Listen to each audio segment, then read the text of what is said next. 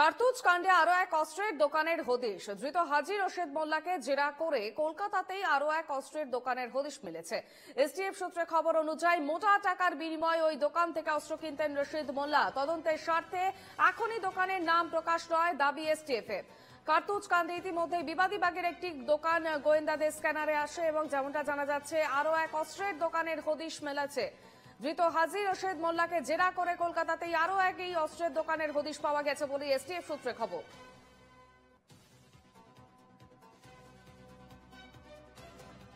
কার্তুজ কাণ্ডে আরো এক অস্ত্রের দোকানের হদিশ এবং ধৃত হাজী রশিদ মোল্লাকে জেরা করে কলকাতাতেই আরো এক অস্ত্রের দোকানের হদিশ পাওয়া যায়। এসটিএফ সূত্রে খবর, মোটা টাকার বিনিময়ে ওই দোকান থেকে অস্ত্র কিনতেন রশিদ মোল্লা। তদন্তের স্বার্থে এখনই দোকানের নাম প্রকাশ নয় দাবি এসটিএফ এর। কার্তুজ কাণ্ডে ইতিমধ্যেই বিবাদী বাগের একটি দোকান গোয়েন্দাদের স্ক্যানারে রয়েছে।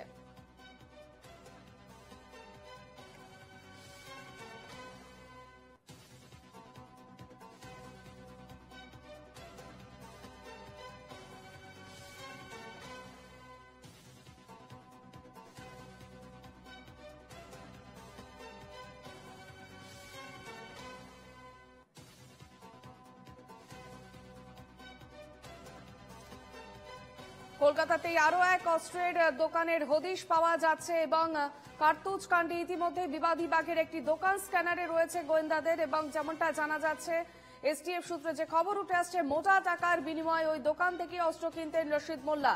তবে তদন্তের স্বার্থে এখনই দোকানের নাম প্রকাশ নয় এমনটাই দাবি এসটিএফ এর।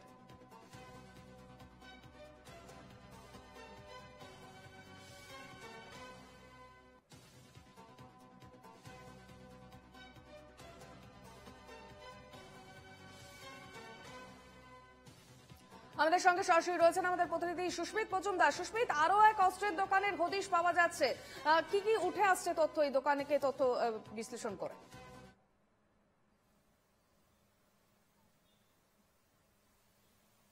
দেখো অর্পিতা, এই হাজী রশিদ মোল্লা যাকে ইতিমধ্যে গ্রেপ্তার করা হয়েছে এবং তাকে জেরা করা এবং একাধিকবার জয়ন্তকে এবং শান্তনুকে জেরা করা, এই জেরার মুখে কিন্তু উঠে এসছে বেশ কিছু তথ্য এবং সেই তথ্য থেকেই জানা গেছে যে শুধুমাত্র যেই দোকানটি সিল করে দেওয়া হচ্ছে সেটি নয়, মধ্য কলকাতায় আরো একাধিক দোকান রয়েছে, সেই দোকান থেকেও কিন্তু কার্তুজ এই অবৈধভাবে বিক্রি হতো।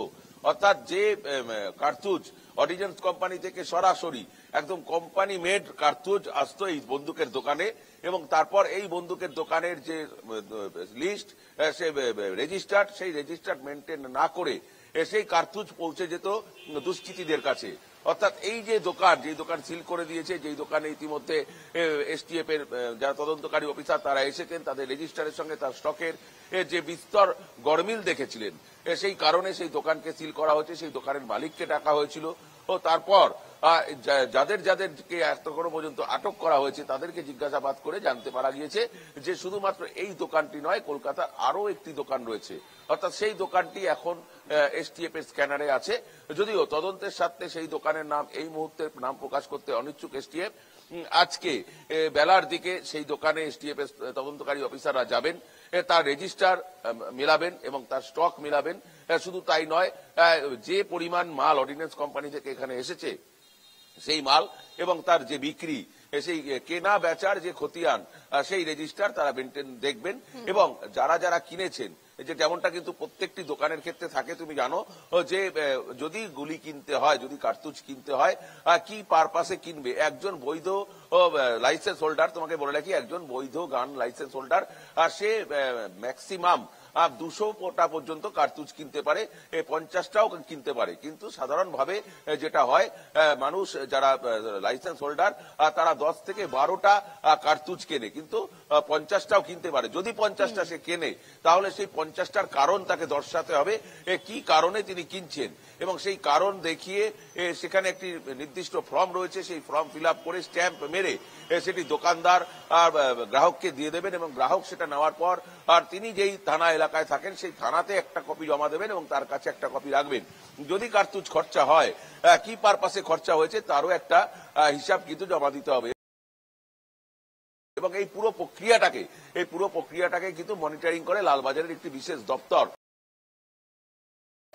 এই বন্দুক কেনা বেচা, গুলি কেনা বেচা, তার একটি বিশেষ দপ্তর। সেই দপ্তরের কোনো গাফিলতি রয়েছে এমনটাও কিন্তু এসটিএফ মনে করছেন, বেশ। অর্থাৎ পুলিশই মনে করছেন পুলিশের গাফিলতির কথা। সেই কারণে বেঙ্গল এসটিএফ এর কাছে এখন যে নতুন তথ্য এসেছে, নতুন একটি দোকানের নাম, সেই দোকানের নাম এই মুহূর্তে কিন্তু প্রকাশ করতে চাইছেন না। তার কারণ যদি নাম প্রকাশ করে ফেলা হয় তাহলে কিন্তু সেই দোকানদার তথ্য প্রমাণ লোপাট করে দিতে পারে। তোমাকে বলে রাখি স্পষ্টত, এই যে বন্দুকের দোকানগুলো রয়েছে এই দোকানগুলোর মধ্যে কিন্তু বেশ কিছু দোকান রয়েছে যারা ভল্ট ভাড়া দেয়, অর্থাৎ শোকেজ ভাড়া দেয়। যেমন ভাবে ব্যাংকে সোনা গয়না রাখার জন্য ভল্ট ভাড়া দেওয়া যায়, ঠিক তেমন ভাবে যারা লাইসেন্স গার্ল হোল্ডার তারা বাড়িতে গান না রেখে তারা এই দোকানের মধ্যে শোকেজ ভাড়া রাখতে পারেন এবং সেখানে তার গানটা ঠিকভাবে মেনটেনেন্স করা হয়, ধুয়ে পুছে তারা রাখেন এবং তার জন্য তারা ভাড়া পান। এখন দেখার বিষয় যাচ্ছে না এমনটাই এসটিএফ সূত্রে যেমনটা দাবি করা হচ্ছে। আপাতত ধন্যবাদ সুস্মিত।